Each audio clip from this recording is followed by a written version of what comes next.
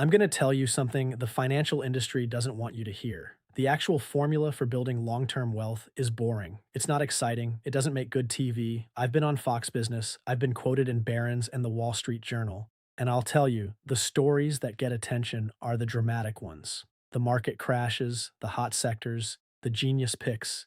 But the real story, the story of how actual wealth is built and preserved across generations, doesn't get nearly enough airtime. So let me give it to you straight. I've spent over 25 years in this business, and I've worked with some of the most financially sophisticated people in the world: executives, entrepreneurs, family offices, multi generational wealth. And what I've observed across all of them, the ones who actually grow and protect their wealth versus the ones who don't, is a set of principles that are consistent, not complicated. Consistent. Let's start with the first and most fundamental principle. Wealth is built through time, not timing. I can't count how many times I've sat across from someone, smart, successful, accomplished, who believed they could time the market, who waited for the right moment to invest, who pulled money out when things got scary and planned to get back in when things stabilized. Here's what I know about that strategy: it doesn't work. Not consistently, not over the long run. Nobody rings a bell at the top, nobody rings a bell at the bottom, and the cost of being wrong about timing can be devastating. There's a famous study that looked at what happens if you miss just the 10 best trading days in the market over a 20-year period. Miss those 10 days out of more than 5,000 trading days, and your returns get cut roughly in half. Think about that. The cure for market volatility is time in the market, not attempts to dodge it. Clients who stayed fully invested through the COVID crash of March 2020, who didn't panic out, who trusted the process, they were fully recovered and beyond within months. The ones who fled to cash, many of them missed the most powerful recovery rally in recent memory. The second principle: understand the difference between assets that create wealth and assets that consume it.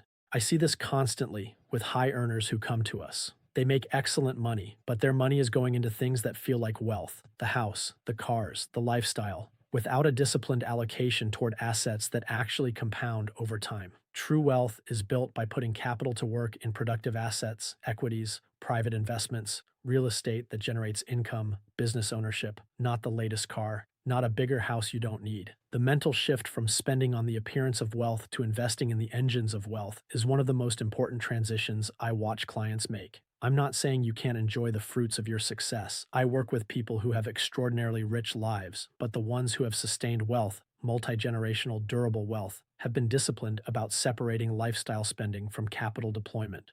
Third principle: tax efficiency is not optional, it's a multiplier.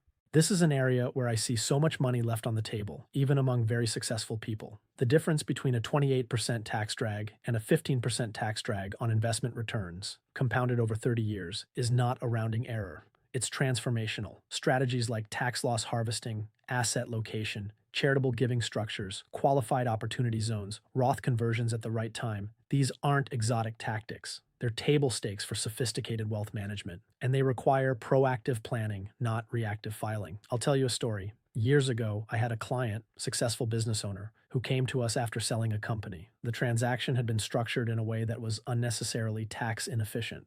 Not fraudulent, not wrong, just not optimized. A better structured approach could have saved millions in tax liability. That's millions that could have been invested, compounded, and eventually transferred to the next generation. It's a painful conversation when you realize what could have been. We don't let that happen with clients who come to us. Tax planning is part of the investment thesis. Full stop. Fourth, behavioral discipline is the difference between knowing and doing. Here's the honest truth about investing. The information is mostly available. The research is out there. The principles are documented. What separates the people who build generational wealth from the people who don't isn't access to information. It's behavioral discipline. It's the ability to stay the course when your gut is screaming at you to do something. It's the ability to rebalance into a falling market when everything in your nervous system says to run. This is where having a fiduciary advisor, someone who is genuinely on your side, who isn't earning a commission on the next product they sell you, matters enormously. Not because you can't learn these principles yourself, but because when markets drop 30% in 3 weeks and fear is flooding the airwaves, having a trusted advisor who can look you in the eye and say, "We planned for this. Here's why you stay the course."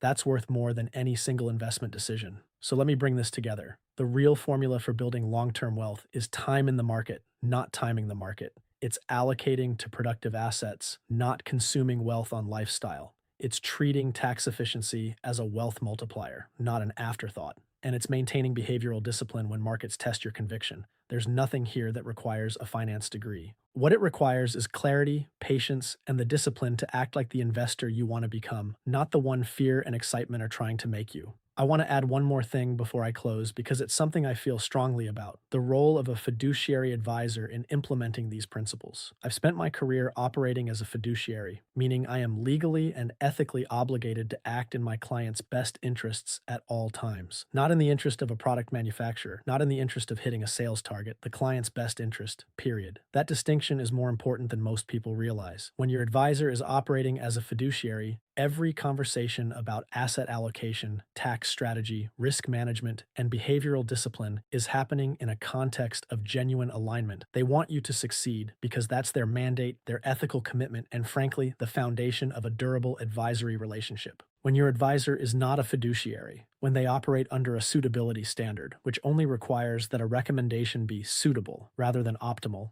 the dynamic is different. The advice may still be good, but the alignment is less certain. I'm not saying every non-fiduciary advisor is bad. Many are excellent. But for wealth of the scale I'm describing, where the stakes are genuinely high and the decisions compound over decades, working with a fiduciary isn't optional in my view. It's table stakes. Seek it out, confirm it in writing, and don't apologize for holding your advisors to that standard.